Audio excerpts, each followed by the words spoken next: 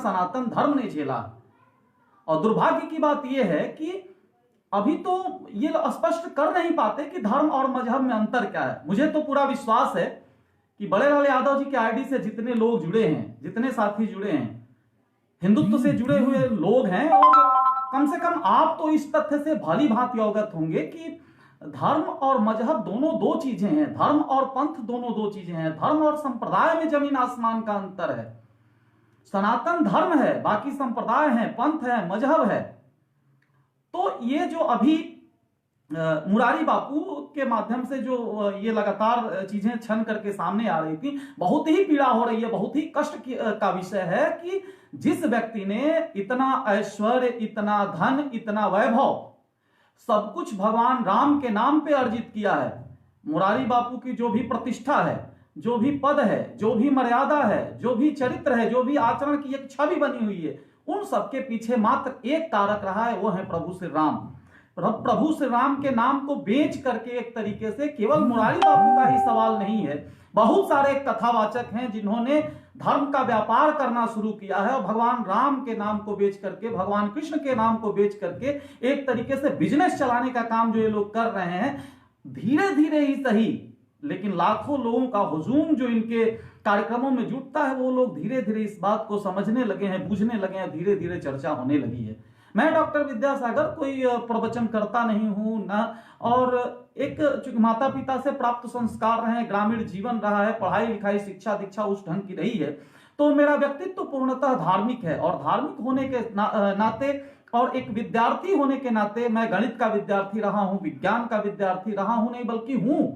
मैंने पढ़ाया है गणित, विज्ञान, इतिहास, भूगोल, नागरिक शास्त्र, अर्थशास्त्र, समाज शास्त्र, राजनीति शास्त्र, शिक्षा, मनोविज्ञान, बहुत सारे विषयों का अध्ययन करने के बाद, ऐसे साथियों के संपर्क में आने के बाद लगा कि नहीं, कुछ धर्म क्षेत्र में भी अपनी जिज्ञासा को शांत करने का प्रयास होना चाहिए। फिर हमने पुराणों का अध्ययन किया, वैदिक वांग्मय का अध्ययन प्रारंभ किया। यह सर्वविदित है कि एक जन्म नहीं बल्कि 1000 जन्म लेने के बावजूद भी दिन रात अहर्निश पढ़ाई किया जाए वैदिक वांग्मय का, तो भी वैदिक साहित्य का संसार इतना विस्तृत है कि एक जन्म में इसका अध्ययन संभव नहीं है। और एक जन्म में ये पूरी मान्यता है, हम वैदिक जो संस्कृति है उसका पूर्णतः अध्ययन क्या तो दूर की बात, आंशिक अध्ययन भी नहीं कर सकते। और कैसे ये कथावाचक हैं, ये व्यासपीठ से बैठ करके ये आदमी बोलता है कि शास्त्र संशोधन आवश्यक है। राम भगवान विश्वामित्र के सानिध्य में अध्ययन किए तो वो भी वेद पढ़े, भगवान कृष्ण संदीपनी मुनि के आश्रम में पढ़े, वो भी वेद पढ़े, तमाम धर्माचार्यों ने वेदाध्ययन किया, बहुत सारे भाष्य लिखे गए, लेकिन अब तक किसी ने नहीं कहा कि वैदिक वांग्मय में संशोधन की आवश्यकता है। और मुरारी बापू जैसा व्यक्ति कहता है शास्त्र संशोधन हो, शास्त्र संशोधन हो। और किस लिए हो? तो अली मौला के लिए हो, अली मौला के लिए हो, अली मौला के लिए हो। राम का नाम बेच करके इतनी ऊंचाइयों पर पहुंचे आप, और जब ऊंचाइयों पर पहुंचते हैं तो अली मौला, अली मौला, ये कौन सी बात हुई भाई? और कितना शर्म की बात है, उन बहुत ही बेशर्मी की हद हो गई है। इसको सच्चे अर्थों में नमक हराम की संज्ञा दी जा सकती है। उर्दू शब्द है जो जिस व्यक्ति के दम पे इस ऊंचाइयों पर पहुंचता हो, उसे एक तरीके से ये गाली देने की ही बात है। और सब इस व्यक्ति के आचरण पर क्या कहा जाए, तमाम FIR कराए जा रहे हैं। सबसे बड़ी बात है कि मुरारी बापू कथावाचक हैं, एक मंची मरकट है। मरकट मतलब बंदर। मंच, मैं मंचों पे जाता हूं, राष्ट्रीय मंचों पे जाता हूं, बड़े सारे कार्यक्रम होते हैं, लाखों लोग सुनते हैं, किसी से द्वेष नहीं है मेरे जीवन में, मेरे अंग अंग में कभी कट्टरता नहीं रही है। सर्वपंथ समभाव का भाव मेरे मन में भी है। मेरे मन में भी यह बात है कि यदि कोई मुसलमान हमारे बगल का मेरा पड़ोसी है तो मेरा अपना है, क्योंकि वो मुस्लिम बाद में है, सबसे पहले तो हिंदू है। कौन नहीं जानता कि भारत में जितने भी ईसाई हैं, भारत में जितने मुस्लिम हैं, भारत में विभिन्न पंथ के मानने वाले, चाहे कोई भी हो, DNA टेस्ट कराया जाए, वो भी इस बात को जानते हैं। उनका मूल हिंदुत्व है, मूल सनातन धर्म है, वहीं से सब निकले हैं। चाहे हमारे ईसाई बंधु हो, चाहे बौद्धिस्ट हो, चाहे ये रामपाल के चेले हो, चाहे आसाराम के चेले हो, चाहे राम रहीम के चेले हो, आप किसी न किसी कारण में मति भ्रम होकर के इन्हें अपना आदर्श मानना, गुरु मानना प्रारंभ तो करते हैं, लेकिन आपका ओरिजिन हिंदुत्व से जुड़ा हुआ है। इसलिए आपके प्रति मेरा स्नेह है, और मेरा ही नहीं, सच्चे अर्थों में जो भी सनातनी होगा वो निश्चित रूप से आपको अपना मानेगा, क्योंकि आप मेरे अपने हैं, आप कहीं विदेश से नहीं आए। आपने एक निश्चित समय विशेष पे किसी प्रकार के दबाव में, किसी प्रकार के लालच में या तलवार के दम पर आपके बुजुर्गों ने धर्म परिवर्तन किया। तो रास्ते भले अलग हो गए, लेकिन मूल तो एक है, और मूल हिंदुत्व है। कौन नहीं जानता, सनातन धर्म संसार का प्राचीनतम धर्म है। धर्म क्या कहा जाए, वो सनातन का मतलब ही होता है जिसका न आदि हो न अनंत हो, जो अविरल प्रवाह होता रहे।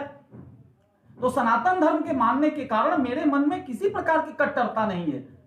लेकिन दिक्कत इस बात की है कि यदि हम अपने सनातन धर्म के प्रहरी के रूप में भगवान राम और कृष्ण की पूजा करते हैं, और यदि कोई कथावाचक भगवान राम और कृष्ण का नाम लेकर के अपना व्यवसाय चला रहा है, एक तरीके से पूर्णतः आप व्यवसायिक हो चुके हैं, तो व्यवसाय चलाने के बाद आप अली मौला गाने लगते हैं, तो निश्चित रूप से वो हजारों लोगों की आत्मा व्यथित है जिसने आपको सुना है।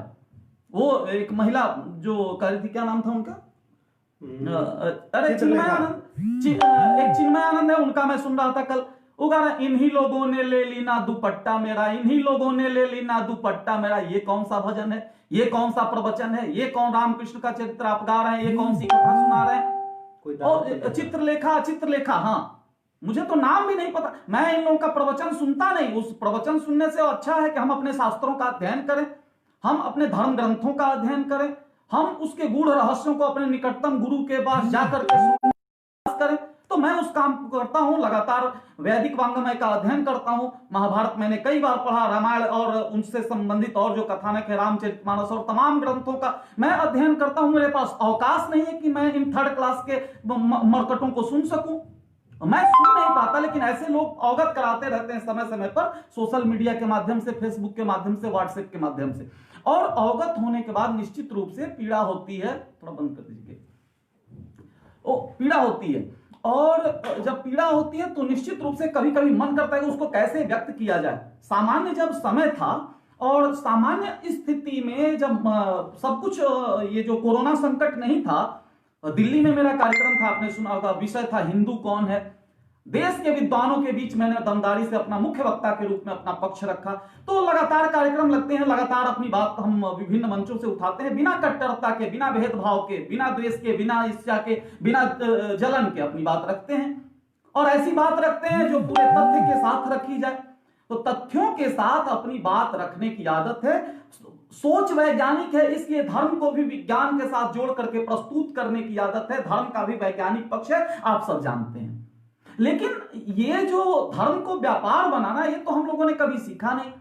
हमारा तो मूल गांव से है, उत्तर प्रदेश के पूर्वी और अंतिम छोर पर बलिया में बैठा हूं, ये मेरा घर है। और यहाँ तो हमारी माताएं बहनें पीपल की पूजा करती हैं, नीम की पूजा करती हैं। ये व्यवसायीकरण नहीं है, उनके मन में आस्था है।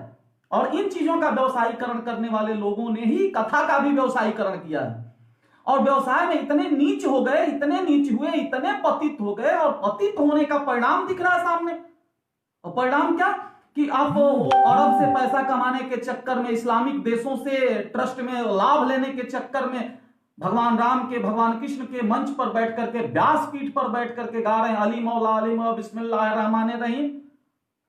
आप ये जितने कोई भी हमारे मौलवी हो या मुल्ला मौलाना अकराम कोई भी हो, आप उसे हर कीर्तन नहीं गवा सकते, आप उसे वेदों का सूत्र नहीं गवा सकते।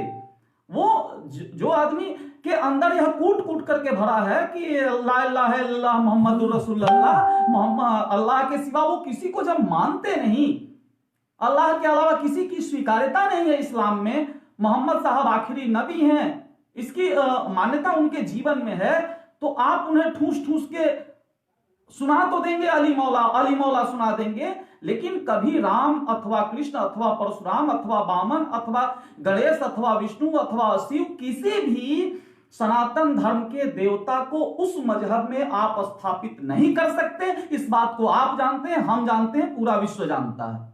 और जब पूरी दुनिया जानती है कि आप सनातन दर्शन के किसी भी देव को वहां स्थापित नहीं कर सकते, तो उनके दर्शन को जबरन हिंदुत्व पर थोपने का आप प्रयास करते हैं, यह निश्चित रूप से गलत बात है। और जनता धीरे धीरे समझ रही है, इस बात को अच्छी तरीके से समझ रही है। एक संस्कृत में पाठ था, नील वर्ण श्रृंगाल, नीला रंग का सियार। सियार चला गया जंगल में, जंगल में रहने वाला सियार भूल से गांव में चला आया, और जब भूल से गांव में चला आया तो धोबी नील धो रखा था, एक नाद घोल करके, एक नाद नील रखा हुआ था, और नील में सियार गिर गया, और जब सियार गिर गया तो नीला हो गया, और जब सियार नीला हो गया तो पहुंच गया जंगल में, और लोग जंगल के जानवरों ने देखा, भाई ये कौन है? बोला कि मुझे साक्षात ईश्वरीय आदेश प्राप्त हुआ है, मैं जंगल का राजा बन के आया हूं। तो राजा तो कभी कभी सिलेक्शन से होता है, कभी इलेक्शन से होता है, डायरेक्ट राजा कहां से आ गया? Without election, without selection.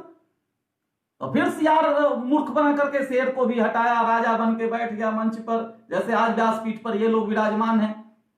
तो सब लोगों को लगा कि यही राजा है, लेकिन एक समय आया, सियारों को शक होने लगा, अन्य जानवरों को शक हुआ कि नहीं, ये शेर की खाल में छिपा हुआ गीदड़ है, शेर की खाल में छिपा हुआ भेड़िया है। और उसके पीछे जाकर के कुछ सियारों ने हुआ हुआ जब किया, तो भी कान खड़ा करके जब हुआ हुआ 2 बार बोला, तो सब लोग समझ गए कि ये असली सियार ही है, रंग बदला हुआ है। भोजपुरी में हम लोगों की तरफ बलिया में लोग कहते हैं सियरा है बा लेकिन रोआ बदल लेगा, ये कहावत है। तो ये चरित्र सामने आता है। यार मैं कथा कर सकता हूं, राम कथा कर सकता हूं, कृष्ण कथा कर सकता हूं, काफी अध्ययन है मुझे। गीता में 700 श्लोक है, आप कहीं से पूछिए, टोटल 700 श्लोक मैं सुना सकता हूं। और जहां आप मुरारी बापू ने कहा श्लोक का, यदा यदा ही धर्मस्य ग्लानिर्भवति भारत अभ्युत्थानम धर्मस्य तदात्मानं सृजाम्यहम् परित्राणाय साधूनां विनाशाय च दुष्टकृतां धर्म संस्थापनार्थाय संभवामि युगे युगे। और चिल्ला करके वो कह रहे हैं मुरारी बापू की कृष्ण ने कहा धर्म संस्थापनार्थाय, लेकिन धर्म की संस्थापना नहीं कर पाए। ये वो कह रहे हैं, मैं नहीं कह रहा हूं। और क्यों नहीं कर पाए? तो कह रहे हैं कि वहां शराब चलता था द्वारिका में, मैंने कभी नहीं सुना, मेरे बाप दादाओं ने कभी नहीं सुना। द्वारिका की प्रतिष्ठा 4 धाम में भगवान आदि शंकराचार्य जी ने 4 धाम की स्थापना भारत के 4 कोनों में की, तो उसमें द्वारिका भी एक धाम है। वो कृष्ण के कारण भी है, और द्वारिका का भौगोलिक महत्व भी है। और कभी सुना नहीं गया कि द्वारिका में इस ढंग के अनाचार, अत्याचार, भ्रष्टाचार, दुराचार हो रहा हो। ये नई बात कहां से आ गई कि द्वारिका में अनाचार चल रहा था, द्वारिका में ये हो रहा था, द्वारिका में। और कहा धर्म संस्थापनार्थाय, कहा तो कृष्ण ने के स्थापना नहीं कर पाए। जबकि संसार में भगवान विष्णु के 24 अवतार माने गए हैं, लेकिन संसार में जितने भी अवतार हुए उसमें एकमात्र कृष्ण का अवतार ऐसा है कि धर्म की स्थापना करने के लिए यदि झूठ भी बोलना पड़ा तो भगवान कृष्ण ने बोला, यदि प्रण तोड़ना पड़ा, कौन नहीं जानता, महाभारत का युद्ध चल रहा था, कसम खाया था भगवान कृष्ण ने कि मैं कभी हथियार नहीं उठाऊंगा, चाहे कुछ भी हो जाए मैं कभी हथियार नहीं उठाऊंगा। और भीष्म सेनापति थे, सेना का कौरव पक्ष का नेतृत्व कर रहे थे, 10,000 लोगों की हत्या कर रहे थे, लगातार बड़े बड़े महारथी मारे जा रहे थे। पांडव सेना में खलबली मची हुई थी, और वास्तव में लग रहा था कि पांडवों की पराजय हो जाएगी। कृष्ण का चरित्र देखिएगा और मुरारी बापू से जोड़ करके इस बात को समझने का प्रयास कीजिएगा, कितना घोर साजिश और कितना बड़ा अनाचार इस कथित संत के माध्यम से हो रहा है। लग रहा था कि महाभारत में पांडवों की हार हो जाएगी। भगवान कृष्ण के सामने आए भीष्म पितामह, उम्र का अंतर था, कृष्ण ने प्रण कर रखा था केवल रथ चलाऊंगा, हथियार नहीं उठाऊंगा। लेकिन पांडव सेना को व्यथित देकर के, इतिहास गवाह है, कृष्ण ने सुदर्शन चक्र उठाया, रथ से कूद पड़े हत्या करने के लिए भीष्म के, और भीष्म हाथ जोड़ करके बैठ गए जमीन पर। अर्जुन आता है पीछे से, पूछता है ये प्रभु आपने क्या किया? तो कृष्ण ने कहा कि मैंने प्रण किया है धर्म संस्थापनार्थाय संभवामि युगे युगे, धर्म की स्थापना करने का मैंने प्रण लिया है। यदि कि अधर्म हावी हो रहा है, अधर्म शक्तिशाली हो रहा है, धर्म की पराजय हो रही है, धर्म का पराजय मैं अपने आंख से देख नहीं सकता, धर्म की रक्षा करने के लिए एक बार नहीं 1000 बार भी प्रण तोड़ना पड़े तो यह कृष्ण अपने प्रण को तोड़ेगा। कृष्ण ने प्रण तोड़ा, हथियार उठाया, धर्म की स्थापना के लिए कृष्ण ने प्रण तोड़ा। धर्म की स्थापना के लिए, मुचकुंद की हत्या करने के लिए कृष्ण रण छोड़ करके भागे। तो आप सबको मालूम है कृष्ण का एक और नाम है रणछोड़।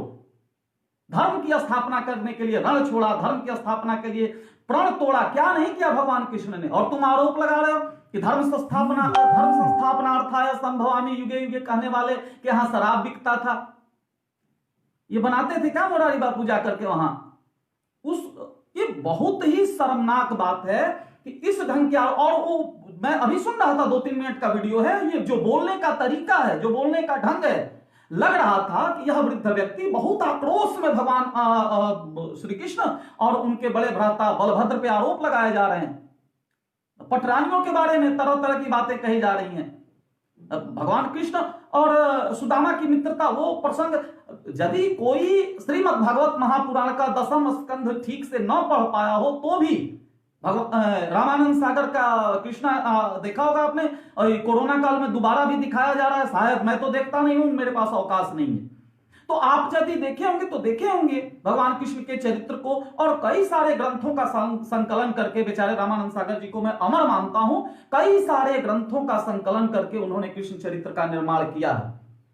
तो इतना सुंदर चरित्र के व्यक्ति पर इस ढंग का लांछन लगाना और एकमात्र इस्लामिक देशों से मुद्रा प्राप्त करना यदि आपका उद्देश्य है तो यह बहुत गलत बात है। आप उनकी सीधे, मैं मुरारी बापू की बात कर रहा हूं कि आप मंचों पर खड़ा होकर के प्रवचन देते हैं त्याग का, भाई शिष्य हैं, त्याग करें, तो त्याग कर रहे हैं। और मैंने सुना कि अपनी बेटी की जब शादी करनी थी तो 20 करोड़ रुपए खर्च किए, और उसका जो तवज्जी था, यति नरसिंहानंद सरस्वती ने कहा कि मुरारी बापू की सच्चाई ये है कि मुरारी बापू का एक तवज्जी था जो मुस्लिम था, मुरारी बापू का उसके साथ 377 जो धारा भी खत्म हुई। खैर ये दूसरी बात है।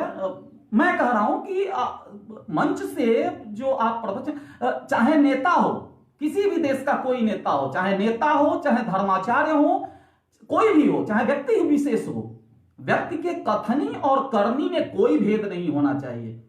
आप क्या कह रहे हैं? आप यदि वक्ता का प्रभाव श्रोता पर तभी पड़ता है जब वक्ता अपने वक्तव्य के अनुकूल आचरण करता हो, और यदि वक्ता अपने वक्तव्य के प्रतिकूल आचरण करे तो उसका प्रभाव श्रोता पर कतई नहीं पड़ सकता। तो एक ओर आप त्याग का उपदेश दे रहे हैं, पूरे देश को त्याग का उपदेश दे रहे हैं, और दूसरी ओर आप कर क्या रहे हैं?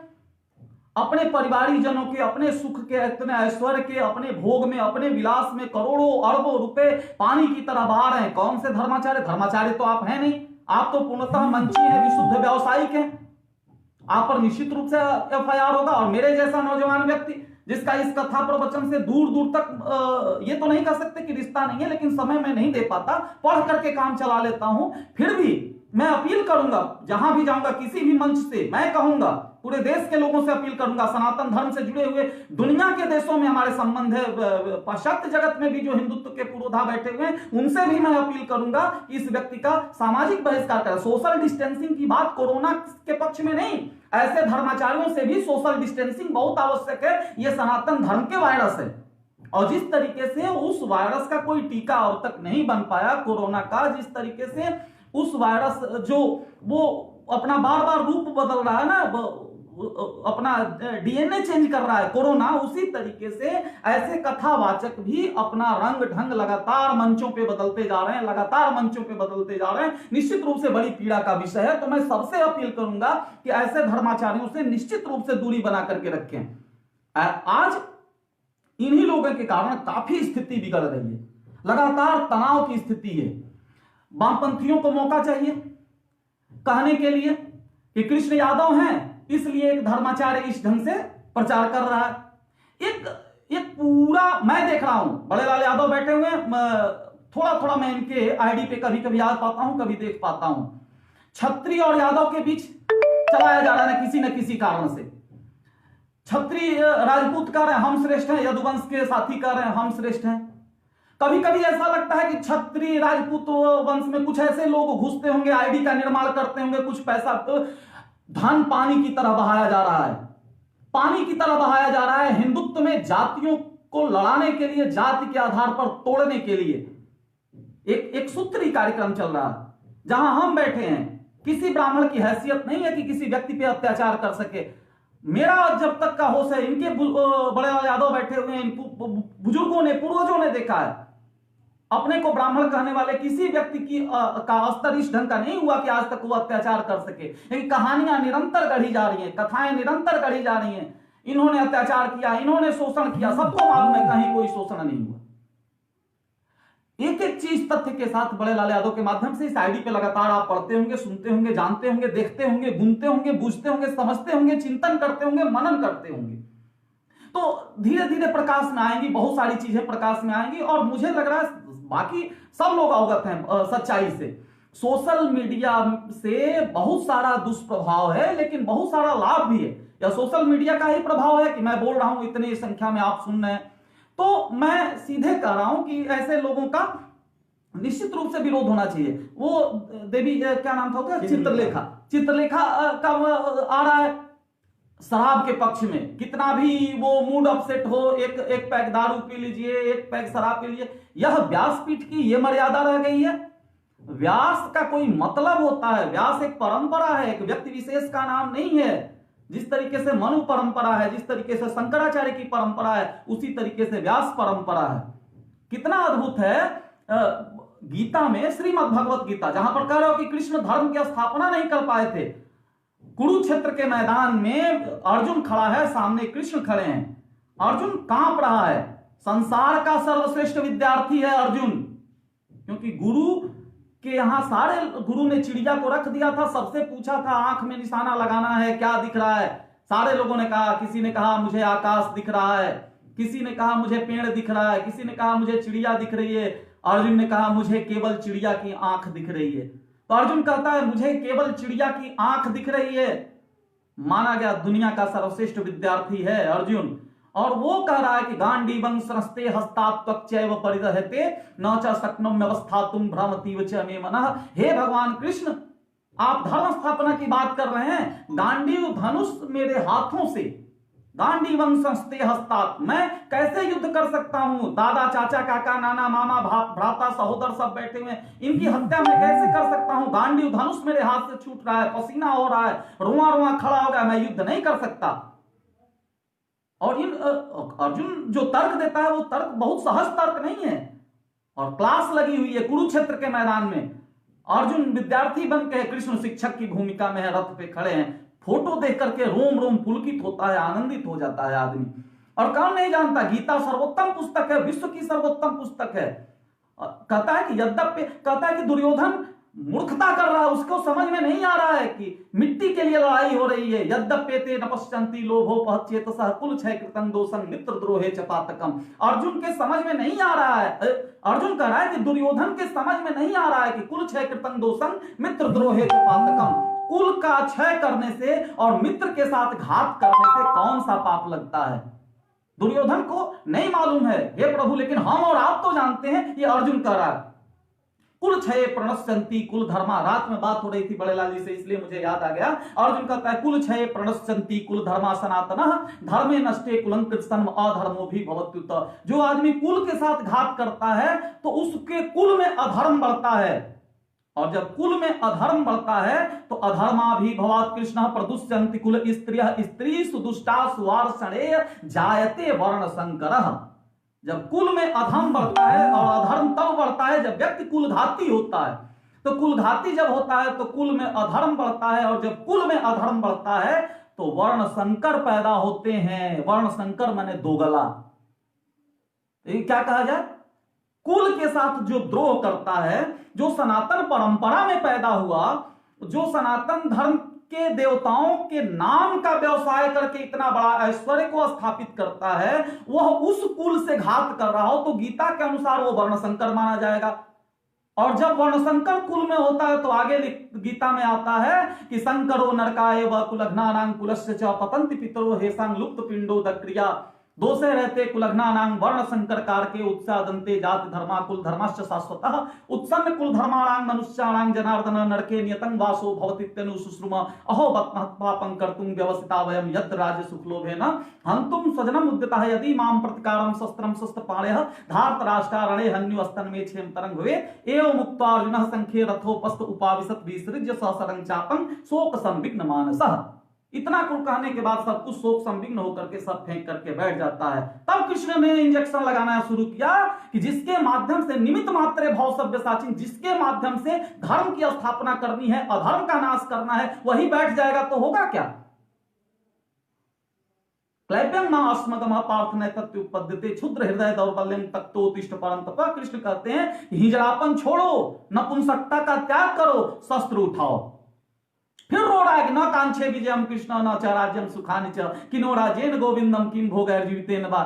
हम इस राज्य का भोग लेके क्या करेंगे जब सब लोग मर जाएंगे। फिर कृष्ण कहते हैं, क्या रे यार तुम कैसे सोच रहे हो कि तुम मारोगे, ये मरना मारना ये सब मेरा काम है, ये सब मेरा काम है। तो जो यदुवंश के साथी देख रहे हैं, थोड़ा सा अगला श्लोक कर रहा हूं उस पर ध्यान देंगे।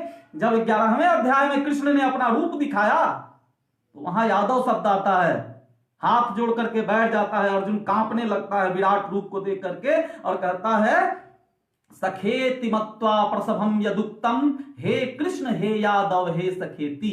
सखेति मत्वा प्रसभम यदुक्तम, हे कृष्ण हे यादव हे सखेति। अजानता महिमानम तवेदम मया प्रमादात प्रणयन वापि यच्चावहासार्थ मसत्कृतोसी बिहार सय्यासन भोजनेषु एकोथ वाप्यच्युत समक्षम तच्छामये त्वामहं प्रमेयम। हे कृष्ण हे यादव, हे कृष्ण हे यादव, मैं तो समझता था कि तुम अहिर ग्वाले हो, लेकिन आज मेरे समझ में आ गया कि परम पिता परमेश्वर तो आप हैं। और बचपन में मैंने आपसे पढ़ाई करते समय, खेलते समय, आहार करते समय, विहार करते समय, हंसी करते समय, मजाक करते समय कभी भी मुझसे कोई चूक हो गई हो तो आज माफ कर देना, क्योंकि हे कृष्ण हे यादव मुझसे बड़ी भूल हो गई है, मैं क्षमा प्रार्थी हूं। तो कृष्ण का यह प्रभाव था, धर्म की स्थापना करने के लिए महाभारत की रचना कृष्ण ने किया। और मुरारी बापू जैसा व्यक्ति कहता है कि धर्म की स्थापना करने वाला व्यक्ति नहीं कर पाया, बहुत बड़ा अपराध है, घोर अपराध है।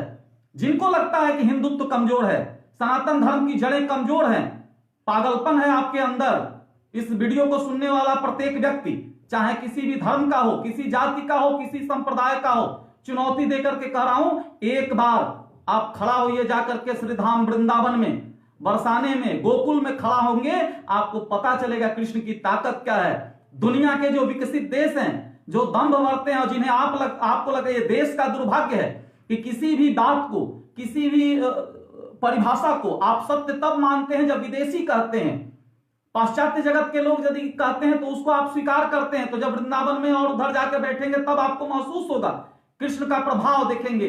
वृंदावन में और गोकुल में, मथुरा में तो कण में कृष्ण बसे हैं, और केवल उसकी बात का क्या कहूं, संसार नहीं पूरे ब्रह्मांड के कण में भगवान कृष्ण का वास है। लेकिन वहां देखना जाकर के कि विदेश के पाश्चात्य जगत के लोग आते हैं, घंटों नाचते हैं, महिलाएं साड़ी पहन करके हारमोनियम बजाती हैं, भज गोविंदम श्री कृष्ण गोविंद हरे मुरारी, हे नाथ नारायण वासुदेवा का जब घोष सुनेंगे तब आपको पता चलेगा कृष्ण की औकात क्या है, और जो ये विधर्मी हैं, जो नास्तिक हैं, जो वामपंथी हैं, इनकी हैसियत क्या है। अरे यार, जितना आपकी औकात होगी और जितना आप अंडू झंडू जो बात करते हैं ना, 90 लाख साधु उतरते हैं केवल स्नान करने के लिए, शाही स्नान करने के लिए। सनातन धर्म के पास वो ताकत है, वो फौज है सनातन धर्म की। कुंभ मेले में जाकर के, अभी तो अर्ध कुंभ आपके सामने आया था ना, जब पूर्ण रूप से कुंभ लगेगा, आप जाइए प्रयाग के कुंभ में, नासिक के कुंभ में, आपके देहरादून वहां उत्तराखंड में लगने वाले कुंभ में, आप महसूस करेंगे इस चीज को। विश्व की सबसे बड़ी बिग गैदरिंग होती है, करोड़ों के लोग आस्था के पर्व में आते हैं डुबकी लगाने के लिए। लाखों नागा साधु, लाखों सन्यासी, लाखों पंथ संप्रदाय जो जुड़ा हुआ है, और सनातन धर्म उस महासागर की भांति है। ये सारे संप्रदाय, सारे पंथ, सारे परंपराएं चाहे कितना भी घूम लें, चाहे कितना भी प्रवचन कर लें, विभिन्न मत स्थापित करें, लेकिन अंत में घूम फिर के आके सनातन धर्म में विलीन हो जाती है। सनातन की कुवत है, सनातन की ताकत है। मुरारी बापू के इस ढंग के प्रवचन करने के बाद निश्चित रूप से मैं जानता हूं आपको अवसर प्राप्त हुआ है। उनको, वामपंथी जो लोग हैं, उन साथियों को, मुझे किसी से कट्टरता नहीं है, मुझे किसी से दुश्मनी नहीं है, वैर नहीं है। वैचारिक टकराव होगा, मतभेद निश्चित रूप से हो सकता है, मनभेद नहीं होगा। हमारे सीनियर लोगों ने कहा है, बुजुर्गों ने कहा, हमारे ऋषियों ने कहा, हमारे अच्छे नेता भी कहा करते हैं। तो मतभेद है वामपंथ में और हमारे सनातन धर्म की सोच में। हम धर्म को अफीम नहीं मानते, हम कभी नहीं मानते कि सत्ता बंदूक की नली से निकलती है, हम कभी नहीं मानते कि दो ही वर्ग है संसार में, धनी और निर्धन। कौन नहीं जानता दुनिया में एक मिडिल क्लास भी है। तो जो आप कम्युनिस्ट मैनिफेस्टो से लेकर के अब तक जो नारा लगा रहे हैं कि शोषक वर्ग शोषित वर्ग, शोषक वर्ग शोषित वर्ग, उद्योग प्रधान अवस्था, आदिम साम्यवादी युग, कृषक आखेट प्रधान युग, थीसिस, एंटीथेसिस, सिंथेसिस जो पढ़ते होंगे, पढ़ाते होंगे और दुनिया को जो बेवकूफ बनाते हैं, तो इस दशा में आप इस बात को भली भांति जान लें। आज विश्व इस बात को समझ रहा है कि केवल दो वर्ग नहीं है, एक बहुत बड़ा तीसरा वर्ग है। वीडियो सुनने वालों में बहुत सारे लोग कुछ रहे राधे राधे राधे श्याम, राधे राधे राधे श्याम, राधे राधे, मैं भी बोल रहा हूं राधे, थोड़ा दूरी पे ये फोन है इसलिए मैं थोड़ा कम देख पा रहा हूं, संवाद नहीं कर पा रहा हूं, केवल एक पक्षीय बात हो रही है। तो मैं कह रहा हूं कि जो आप नारा लगा रहे हैं कि दो ही वर्ग होते थे, और पूरा मार्क्सवाद, पूरा लेनिन का दर्शन फ्लॉप हो गया, क्योंकि विश्व में सबसे ज्यादा तीसरा वर्ग आज मिडिल क्लास सर उठा करके खड़ा है। तमाम कठिनाइयां हैं, तमाम परेशानियां हैं, लेकिन एक मध्यम वर्ग है, इसकी स्वीकृति है, सब लोग जानते हैं इस चीज को। तो आपको मौका चाहिए। मुरारी बापू ने कुछ कह दिया और लड़ाना शुरू, यादवों को देख करके जलते हैं इसलिए कृष्ण पे आरोप लगा दिए। एक कोई लौंडा था, इनको धमकी दिया था ना, क्या नाम था, वही कोई एक ईशांत सेगर, हाँ बाबू ईशांत सेंगर, आप हो सकता है इलाहाबाद या पता ना कहां के हो, तो उन्होंने बड़े लाल यादव को धमकी दे दी, गोली मारने का या पता नहीं किस चीज का दिया होगा। बहुत आसान है गुरुजी। इतने लोग लाइव पे जुड़े हुए 105 लोग, वो कहता है कि अहिर अलग है और यादव अलग है, और वो कहता है कि यादव विदेशी है। अभी मैं हाँ, वो कहता है कि यादव विदेशी है और यादव अलग है, अहिर अलग है। वो हम लोग किसी दिन विस्तार से हम लोग चर्चा करेंगे। अरे गीता के 11वें अध्याय का सर्वोत्तम श्लोक बोल रहा हूं, जहां क्षत्रिय है अर्जुन और घुटना टेक करके हाथ जोड़ के कहता है सखेति मत्वा प्रसभम यदुक्तम, हे कृष्ण हे यादव हे सखेति अजानता महिमानम तवेदम मया प्रमादात प्रणयन वाप्य। कह रहा है कि ग्वाले के रूप में जब हम लोग साथ में रहे हैं, ग्वाले के रूप में आप के साथ मैं खाना खाया हूं, विहार किया हूं, लेकिन मैं नहीं जान पाया कि आप परम पिता परमेश्वर हैं। कृष्ण पूर्णतः ग्वाले हैं, कृष्ण पूर्णतः ग्वाले परिवार से हैं। और जो कह रहे हैं ना कि संपत्ति रखने का अधिकार नहीं था, नंद बाबा के पास 9 लाख गायें कहां से आई थी, कल हम लोग बात कर रहे थे आपस में, संपत्ति रखने का अधिकार नहीं होता। ब्रज में लाखों गायें एक एक परिवार के पास हुआ करती थी। गाय को गाय नहीं गोधन कहा गया है, गोधन, गाय हम धन है। और आज के जमाने में पैसे रुपए से लेन देन होता है, पैसा हम देते हैं, आप बदले में देते हैं, ऑनलाइन हम लोग ट्रांसफर करते हैं, ट्रांजैक्शन करते हैं। लेकिन उस जमाने में जो एक्सचेंज होता था, जो विनिमय होता था, वो गायों से होता था।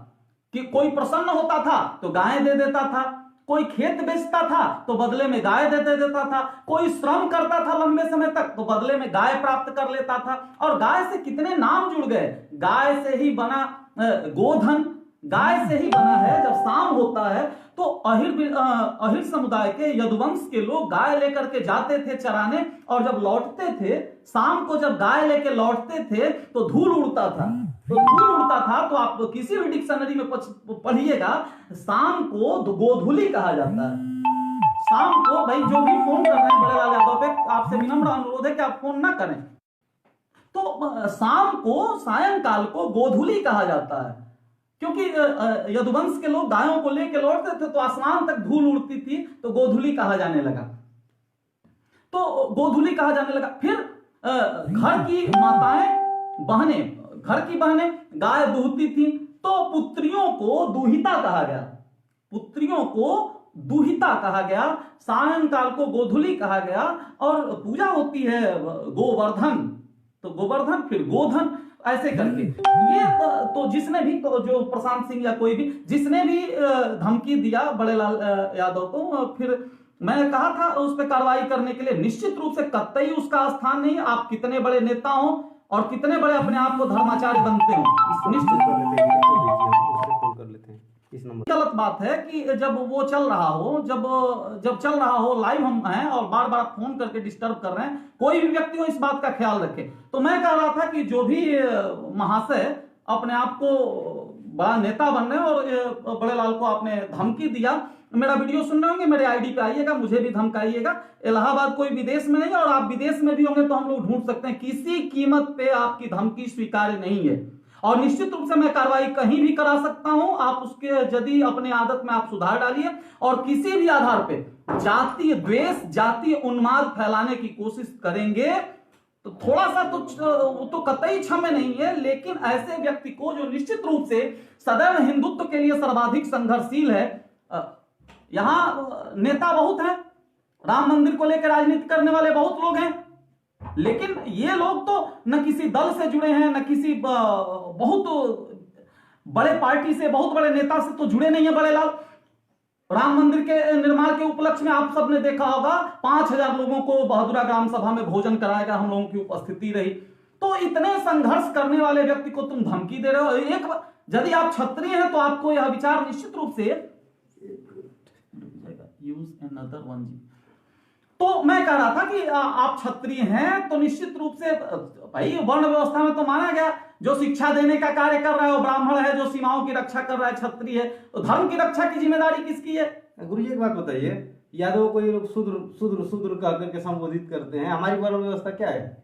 कभी चर्चा कर लिया जाएगा। वर्ण व्यवस्था में पूर्णतः क्षत्रिय हैं, यदुवंश पूर्णतः क्षत्रिय है, ये मैं कह रहा हूं।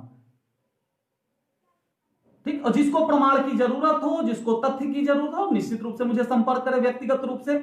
दूसरी बात है कि कतई वह व्यक्ति जो जिसने धमकी दिया आज यहां ऑनलाइन जरूर सुनेंगे, आप सुनेंगे तो सुनिए, और यदि इसके बाद धमकी देंगे तो निश्चित रूप से आप पर कार्रवाई होगी। आप कहते हैं दुआबा में रिश्तेदारी है, तो आप बलिया के दुआबा में किसी भी बड़े नेता से, टुटपुजिया चवन्नी छाप की बात नहीं कर रहा हूं, किसी भी बड़े नेता से या बड़े धर्माचार्य से या बड़े समाजसेवी से यदि आप हम मेरा नाम पूछेंगे तो बताएगा। आपकी धमकी कतई स्वीकार्य नहीं है।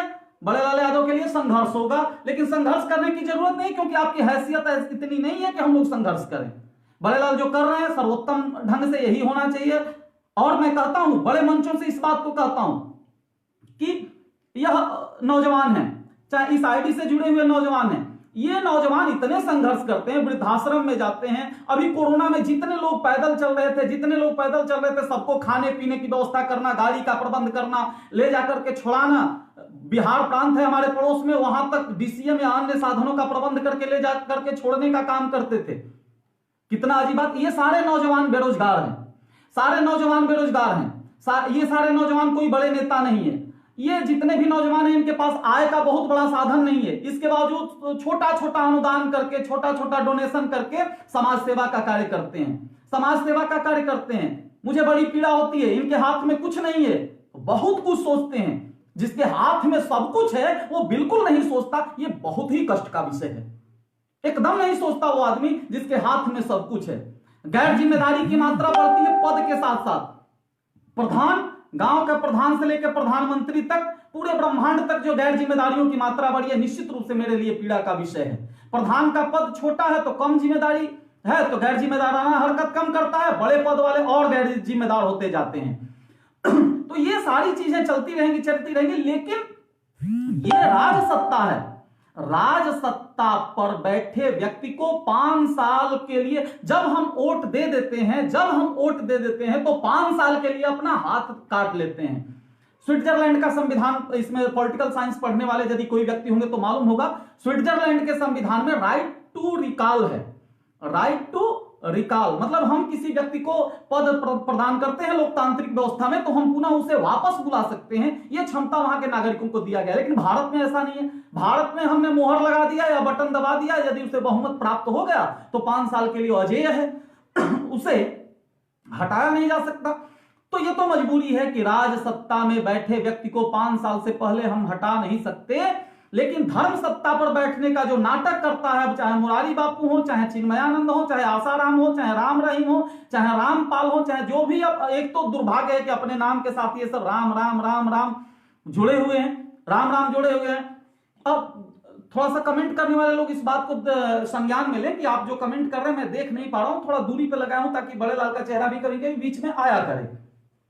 मुझे व्यक्तिगत रूप से यदि आपके प्रश्न होंगे, एक चीज आप दिमाग में, जो इतने लोग, सैकड़ों लोग सुन रहे हैं, एक चीज आप दिमाग में बैठा लीजिए। मैं बोल रहा हूं, मेरी आईडी देख लीजिएगा, मैंने अपने नाम के सम्मुख जाति नहीं लिखा, विद्यासागर के नाम से काम चल जाता है। और राम, भगवान राम ने भी नहीं लिखा कि राम सिंह, रावण ने भी नहीं लिखा रावण तिवारी, रावण चौबे, रावण मिश्र, रावण पाड़े, ऐसा सुना नहीं होगा, रावण तिवारी, रावण दुबे, रावण पाड़े, ऐसा कुछ नहीं था।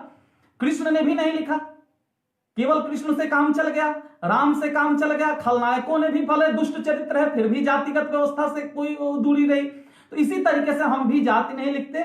और जाति से ऊपर उठ करके हमेशा दिमाग में रहता है कि किसी न किसी तरीके से हिंदू समुदाय को एकजुट किया जाए। इसके पीछे यह भी उद्देश्य नहीं है कि बम का दर्शन स्थापित किया जाए, तलवार के दम पर सलवार खोले जाएं, ऐसा कभी विचार नहीं रहा। और मेरा ही नहीं, लाखों करोड़ों आस्थावान जो सनातन धर्म में विश्वास रखते हैं, किसी के मन में यह विचारधारा नहीं आई।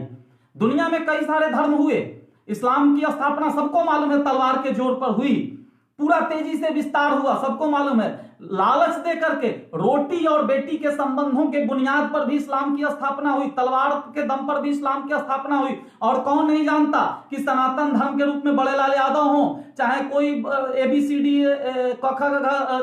सिंह हो, या पंडित जी हो, चाहे बाबू कोई भी हो, यदि हम हिंदू हैं तो गारंटी है कि तलवार के दम पर हमारे पूर्वजों ने झुकना स्वीकार नहीं किया। हमारे पूर्वज जिन्होंने सर कटा दिया लेकिन कलमा नहीं पढ़ा, आज कलमा पढ़वा रहे हैं, अल्लाह मौला अली पता ना क्या क्या। तो जिस सनातन धर्म के अनुयायियों ने, अरे 9 साल और 12 साल के गुरु गोविंद सिंह के 2 बच्चे, फतेह सिंह और जोरावर सिंह, 9 साल और 11 साल के बच्चों की क्या क्या उम्र होगी, कितना सामाजिकता जानते होंगे। आज के 9 साल और 11 साल का लड़का क्या करता होगा, और वो 9 साल और 11 साल के लड़कों को कितनी यातना दी गई, जिसको कहना दुष्कर है। और कहा गया, लेकिन उन लोगों ने इस्लाम स्वीकार नहीं किया और परिणाम स्वरूप जिंदा दीवार में चुनवाया गया। पूरा विश्व इस बात से परिचित है। यह नफरत फैलाने की भाषा नहीं कह रहा हूं, लेकिन यह अवगत करा रहा हूं कि आप अपने इतिहास को जाने कि जिंदा दीवार में चुनवाए जाने के बावजूद फतेह सिंह गुरु गोविंद सिंह के फतेह और जोरावर 2 बालकों ने इस्लाम कबूल नहीं किया, कलमा नहीं पढ़ा। और आज आप मुरारी बापू जैसे लोग व्यासपीठ पर बैठ करके कह रहे हो मौला अली गाए, कैसे गाए भाई? नहीं गाया जा सकता। हमारा धर्म सनातन धर्म सर्वाधिक प्राचीन धर्म है, सनातन धर्म का वांग्मय विस्तृत है। या आप इसमें कमेंट आ रहे होंगे, मैं जानता हूं, हो सकता है कुछ नेगेटिव कमेंट आ रहे होंगे।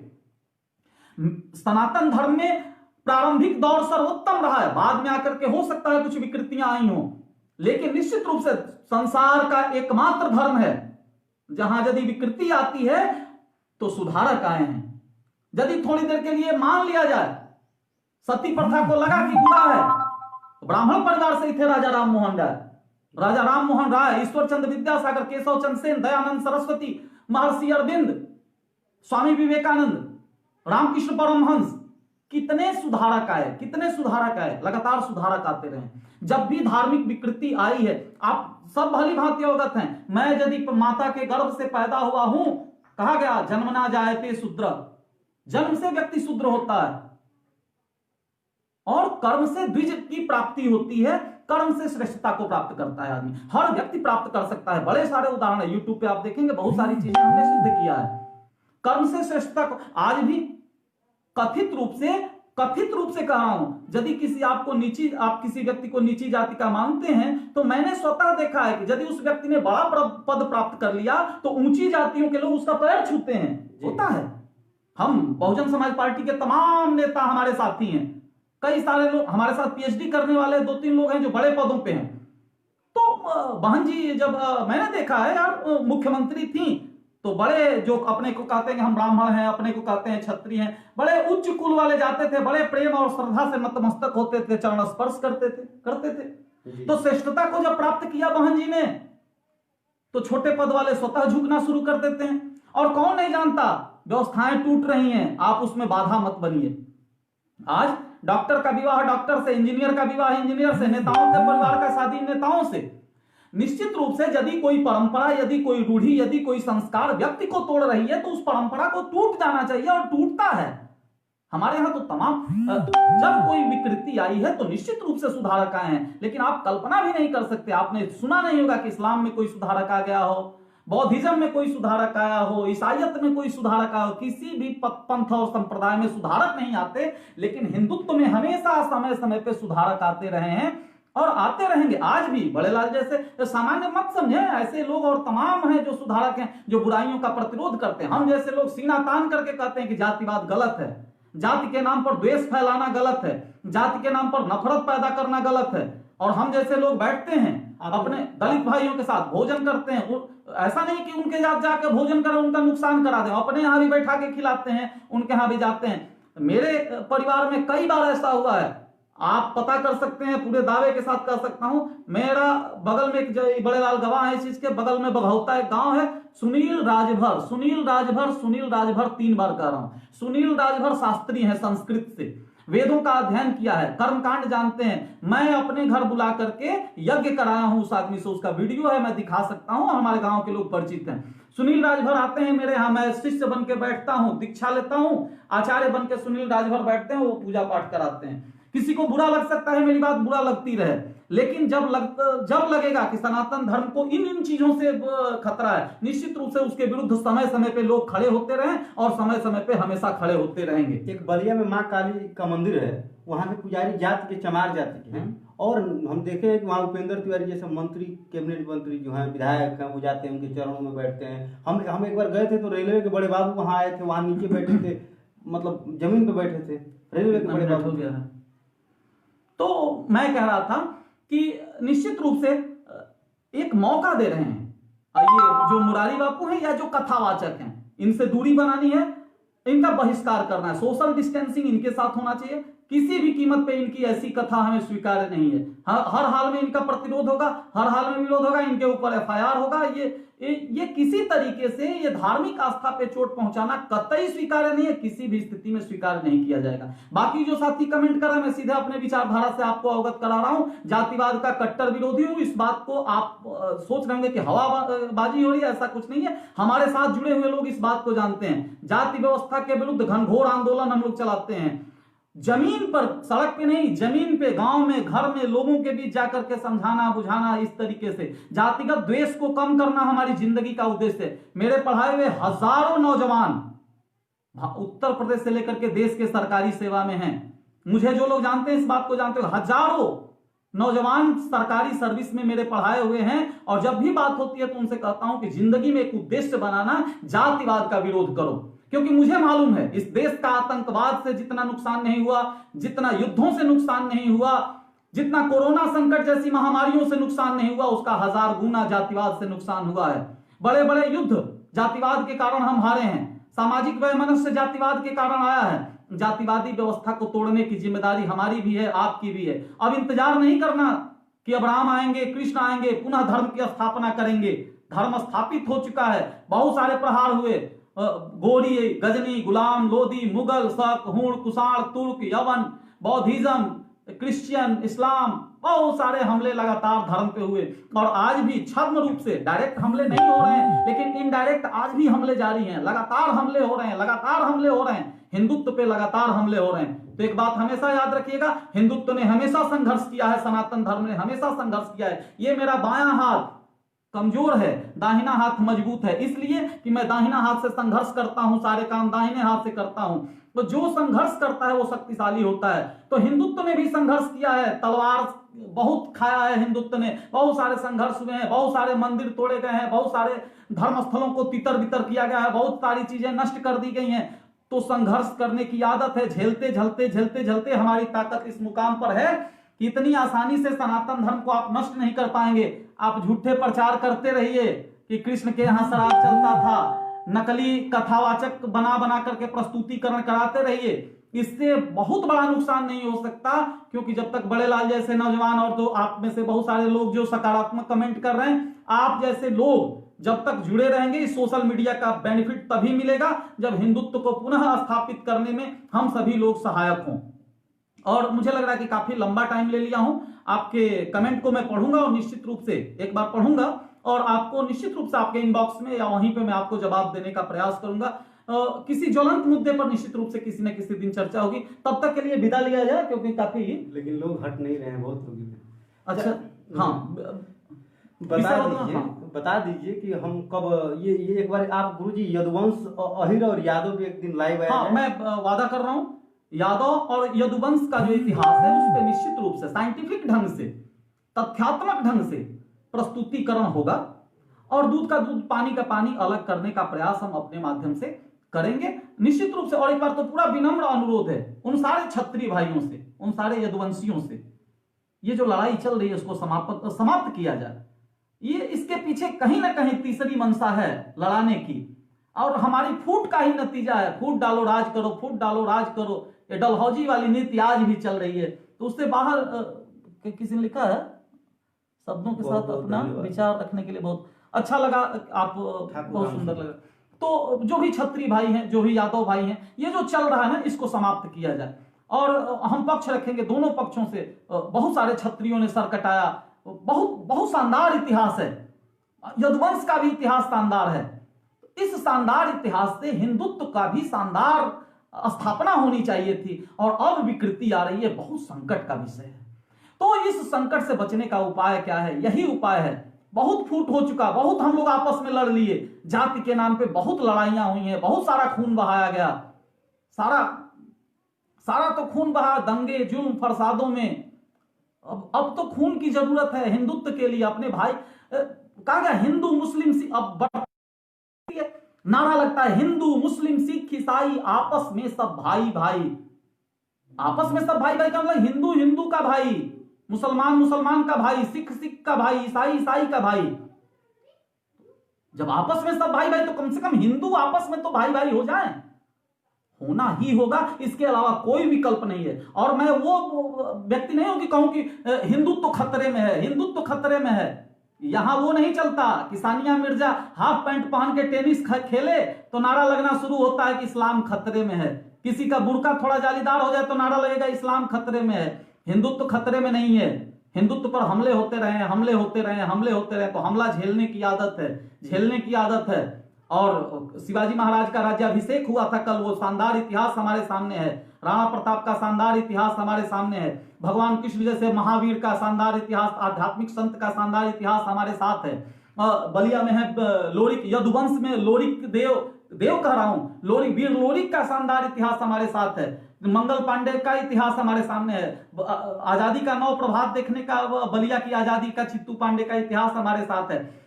हमारे बगल में गांव है सीसोटाड़, और सीसोटाड़ में दलित समुदाय से आने वाले राजकुमार बाघ, बलिया जेल में मूर्ति लगी हुई है, ये राजकुमार बाघ पासवान समुदाय से। तो बहुत सारे, तो हजारों करोड़ों लोग तो ऐसे हैं जिनके नाम हम नहीं जानते, लेकिन उनकी आस्था हमारे सर पे। पंडित जी लोग, यदि काफी लोग जुड़े हैं, सुन लीजिए इस चीज को। पंडित जी लोग जब पिंडदान कराते हैं, साइंटिफिक चीज देखना, पंडित पिंडदान कराता है, वो मास के नाम से नाना काका चाचा नाना सबके नाम से पिंड दिया जाता है, लेकिन एक पिंड ऐसा दिया जाता है जो मालूम नहीं है कि वो किसको दिया जा रहा है। और उसके पीछे लीगल लॉजिक ये है कि मेरे दादा के दादा के दादा के दादा के दादा के दादा के दादा, कोई दादा जिनका नाम मैं नहीं जानता, लेकिन यदि वो संसार में नहीं होते तो उनके नाती के नाती के नाती के नाती के नाती परनाती चरनाती, ये विद्यासागर यहां पे लाइव नहीं होता। तो भले उस आदमी का हम नाम नहीं जानते, लेकिन उनका ऋण है, इसलिए उस ऋण को हमेशा सर पे रखने की आवश्यकता है। उसी तरीके से बगल में पासी दलित समुदाय से राजकुमार बाघ जी हमारे सीसोटाड़ के हैं।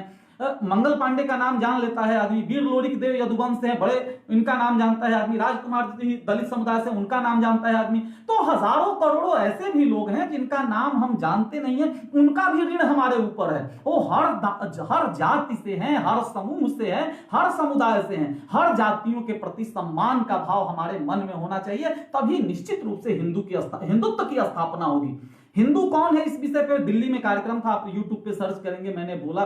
कश्मीर से थे, कश्मीर से बहुत अच्छे वक्ता हैं, सुशील पंडित, सुना होगा। सुशील पंडित जी का 1 घंटे का लेक्चर था, मेरा भी 1 घंटे का, एक साथ 2 ही लोग थे, हम लोग मुख्य वक्ता थे। हिंदू कौन है उसको स्थापित मैंने किया, हिंदू कौन है, कभी अवसर मिलेगा तो निश्चित रूप से उसकी हम बात रखेंगे। लेकिन अब आते हैं मूल विषय पे। फिर मुरारी बापू जैसे संतों से बचना होगा, इसलिए कि यदि नहीं बचे तो घर की माताएं, घर की बहनें हैं, टीवी देखेंगी, मोबाइल पे इस 3rd क्लास के लोगों का प्रवचन सुनेंगी, वहां बैठ करके, और एक तो गाएंगे इन्हीं लोगों ने ले ली ना दुपट्टा मेरा, मुजरा होगा। व्यासपीठ से मुजरा होने लगा, इससे शर्म की बात क्या है। तो जब मुजरा होने लगेगा तो चरित्र बिगड़ेगा, संस्कार बिगड़ेगा, और संसार में सबसे ज्यादा ताकत संस्कार के पास होती है। संस्कार विहीन जब औलादें होंगी तो देश की व्यवस्था बिगड़ जाएगी। तो संस्कार बिगाड़ रहे हैं ऐसे कथावाचक, तो निश्चित रूप से बचने की आवश्यकता है। अपने आप को रोकें, माताओं बहनों को रोकें, ऐसे लोगों के कार्यक्रम का बहिष्कार करें, और निश्चित रूप से बहिष्कार ही इसका एकमात्र उपाय है, इसके अलावा कोई उपाय नहीं है। किसी सज्जन ने कुछ कमेंट किया, आज आप पंडित जी हटना मत, पूरी रात बोलना, मैं सुनूंगा अकेला। बहुत बहुत धन्यवाद भाई आकाश यादव। और एक ऊपर भी किसी ने लिखा, आप जैसे देवतुल्य भाइयों को कहीं भी कभी भी देखता हूं, पता नहीं क्यों मन में बड़ी प्रसन्नता होती है। भैया जी आप अपने विचारों के इसी माध्यम से हम सभी के बीच में, ये आप हैं ठाकुर राम सिंह। बहुत बहुत ठाकुर राम सिंह जी धन्यवाद। और आकाश यादव जी, बोलने का आदत है यार, कई दिन बोल सकता हूँ विभिन्न विषयों पे, किसी भी विषय पे। इतिहास पढ़ाता रहा हूँ, पॉलिटिकल साइंस मेरा विषय है, पीएचडी मेरी उसी से है। और तमाम मुझे लग रहा है मेरे पढ़ाए हुए काफी साथी भी जुड़े होंगे इस चीज से। तो हम करें कि जातियों को तोड़ा जाए, और धर्म का जो व्यापक रूप है, थोड़ा सा जो बड़े लाल ने शुरू में ही कहा था, धर्म पंथ, धर्म पंथ, धर्म क्या है, काफी लोग जुड़े हैं इसलिए इसको जोड़ करके, और इसलिए जोड़ रहा हूं ताकि आप आगे जाकर के अपने परिवार में चर्चा करें। हिंदू धर्म है, सनातन धर्म है, बाकी पंथ हैं, संप्रदाय हैं, मजहब हैं। धर्म के लिए सिंपल परिभाषा दी जाती है, धारयते इति धर्म, धारयते इति धर्म, जिसे धारण किया जाए वो धर्म है। आप जो लोग सुन रहे हैं जरूर कहिएगा घर में, परिवार में, बाल बच्चों से, माताओं बहनों से, कि धर्म क्या है, जिसे धारण किया जा सके। इसका मतलब कि जिसे धारण नहीं किया जा सके वो धर्म नहीं है। ठीक, क्या हो गया? तो जिसे धारण किया जाए वो, अब सुनिए इसकी व्याख्या सुने। तो हम धारण, जैसे सच बोलना अच्छी चीज है तो इसे धारण किया जा सकता है, तो इसका मतलब कि सच बोलना धर्म है। झूठ बोलना धारण नहीं किया जा सकता, इसका मतलब कि यह धर्म नहीं है। उसी तरीके से चोर चोरी करेंगे, चोर तो बुरा चीज है, लेकिन जब चोरी करेंगे तो आपस में बैठेंगे तो वहां भी ईमानदारी जिंदा हो जाएगी, बंटवारा ईमानदारी से करेंगे। तो ईमानदारी को धारण किया जा सकता है, इसलिए ईमानदारी धर्म है। लेकिन बेईमानी को कभी धारण नहीं किया जा सकता, इसलिए बेईमानी कभी धर्म नहीं है। उसी तरीके से होली में रंग लगाया जा सकता है, अच्छा लगता है, गीत गाया जा सकता है, जोगीरा गाया जा सकता है, ये सारी चीजें धारण करने लायक हैं, इसलिए धर्म है। ठीक, लेकिन बकरा को छुरी से काटना, ऊंट को काटने से सवाब ज्यादा मिलेगा, जितना बड़ा जानवर हलाल करेंगे उतना ज्यादा सवाब मिलेगा। पहली नजर में लग रहा है कि यह धारण करने लायक नहीं है, इसलिए यह धर्म नहीं है। तो जो चीज धारण करने लायक है वो धर्म है, जो धारण करने लायक नहीं है वो धर्म नहीं है। और यही धर्म की असली परिभाषा है। तो जो सच बोलना धर्म है, झूठ बोलना धर्म नहीं है। तो ये सारी बातें, ये सारा दर्शन सनातन धर्म में आता है, इसलिए सनातन दर्शन जीवन मूल्य है, सनातन दर्शन धर्म है। लेकिन जो रेतने की बात करता है, काटने की बात करता है, काफिरों के सफाया करने की बात करता है, रोटी बेटी का संबंध बना करके अपने कुनबे को बढ़ाना चाहता है, ये धारण करने लायक चीजें नहीं है, इसलिए वो धर्म नहीं है। चाहे उसे संप्रदाय कहें, चाहे मजहब कहें, जो मन में आए कह लें, लेकिन वो कतई धर्म नहीं हो सकता। लेकिन जो कहता है कि अयम निजः परोवेति गणना लघु चेतसाम उदार चरितानांतु वसुधैव कुटुंबकम, पूरा पृथ्वी अपना परिवार है, यह बात सनातन धर्म में आती है, इसलिए सनातन धर्म है। जो कहता है, पूरा सब लोग कहते हैं, चाहे बौद्धिस्ट हो, चाहे ईसाई हो, चाहे मुसलमान हो, कह रहे हैं हम सुखी रहें, हमारे बच्चे सुखी रहें, बाल बच्चे सुखी रहें। लेकिन हम तो सनातन धर्म नहीं कहता, वो कहता है हम सुखी रहें चाहे न रहें, सर्वे भवन्तु सुखिनः, सर्वे सन्तु निरामया, सर्वे भद्राणि पश्यन्तु, मा कश्चित् दुःख भाग् भवेत्। हम सुखी रहे न रहे अलग की बात है, पूरा संसार सुखी रहे। तो जब पूरा संसार सुखी रहेगा तो उसी संसार में जो कमेंट आप कर रहे हैं आप भी हैं, उसी संसार में हम भी हैं, उसी संसार में बड़े लाल यादव हैं, सर्व समाज का कल्याण हो जाएगा। तो ये बात सर्वे भवन्तु सुखिनः धारण करने लायक है, इसलिए धर्म है। और काफिरों का सफाया करो धारण करने योग्य कतई नहीं है, इसीलिए वह धर्म नहीं है, इसलिए सनातन धर्म है। और इसलिए जब आपको निश्चित रूप से गर्व होना चाहिए कि आप सनातन धर्म में पैदा हुए हैं। और सबसे बड़ा गर्व का विषय यह है कि आपके और हमारे बाप दादा ने तलवार के आगे सर झुका करके इस्लाम कबूल नहीं किया, कलमा पढ़ना स्वीकार नहीं किया। इसलिए हम कहते हैं गर्व से कहो हम हिंदू हैं, इसमें कहीं भी शर्म और संकोच की बात नहीं है। हम होली खेलते हैं, हम दिवाली मनाते हैं, हम पितृपक्ष में पिंडदान करते हैं, इन सारी चीजों का वैज्ञानिक लाभ है।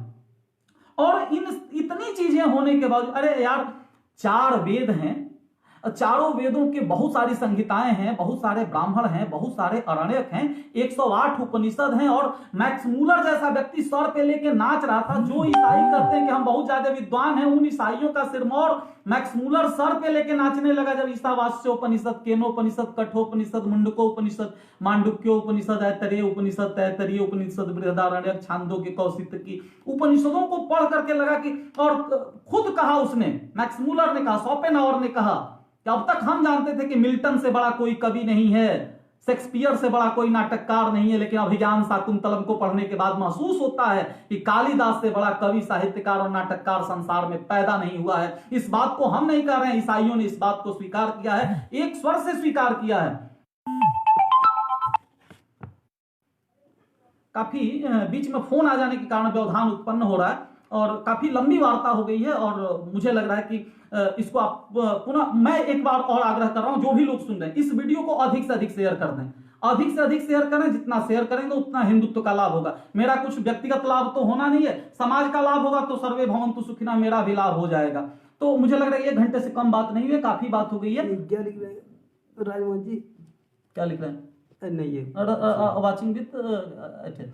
बहुत अच्छा लग रहा है, आपने काफी सपोर्ट किया, इतनी भारी संख्या में आप हमसे जुड़े, बहुत मन प्रसन्न है इन चीजों को सुन करके, और बहुत गर्व महसूस हो रहा है कि आप इतनी शिद्दत के साथ मुझे सुन रहे हैं। निश्चित रूप से किसी दिन आऊंगा, आप पूरी तैयारी के साथ, आप अपने पूरे परिवार के साथ एक बार सुनने का प्रयास कीजिए और हम लोग अपनी बात करेंगे। बड़े लाल जी, काफी लंबा टाइम लिया गया। अतुल साहू जी कह रहे हैं कि जो अपनी बेटी को यादियों से नहीं बचा सका वो धर्म की बात क्या करेगा? वही मुरारी बाबू, उसकी बेटी की शादी। आप कह सकते हैं, थोड़ा सा अपने, मेरी भाषा की मर्यादा है तो काफी नीचे उतर के मैं बात नहीं कर सकता। आप स्वतंत्र हैं, आप जैसे वो हैं वैसे भाई, ईंट का जवाब पत्थर से आप देने की योग्यता रखते हैं, दे सकते हैं। तो अपनी बात समाप्त किया जाए, और बहुत अच्छा लग रहा है सुन करके, देख करके, इतना सपोर्ट आपने किया। बड़े लाल जी का उत्साहवर्धन आप करते रहें, और निश्चित किसी दिन और बहुत ज्वलंत मुद्दे को लेकर के हम आपसे रूबरू होंगे, मुलाकात होगी, बात किया जाएगा। और दूर दूर ही सही, कोरोना के संकट काल में पुनः आप सबसे आग्रह करता हूं, यह बहुत बड़ा संकट है, अलग अलग रहें, व्यक्तिगत दूरी बना करके रहें, और लेकिन फिर भी हिंदुत्व के प्रति अलख जगाने का प्रयास करते रहें, और प्रयास करें कि अधिक से अधिक हिंदू भाइयों का कल्याण हो। पता लगा करके वो तमाम जो साथी हैं, जो चाहे दुकान हमारे हिंदू भाई चला रहे हो या कोई व्यवसाय कर रहे हो, तो हमें सपोर्ट करना है, क्योंकि अर्थव्यवस्था निश्चित रूप से खाई में जा रही है। तो हमारा थोड़ा सा प्रयास हमारे हिंदू भाइयों को पुनः रास्ते पर ला सकता है। तो आप जहां पर भी हो, एक बार पुनः कहूंगा, एक बार जोरदार नारा लगाएंगे, धर्म की जय हो, धर्म की जय हो, अधर्म का नाश हो, अधर्म का नाश हो, प्राणियों में सद्भावना हो, प्राणियों में सद्भावना हो, गो हत्या बंद हो, गो हत्या बंद हो, भ्रूण हत्या बंद हो, गो हत्या बंद हो, गो हत्या बंद हो, भ्रूण हत्या बंद हो, भ्रूण हत्या बंद हो।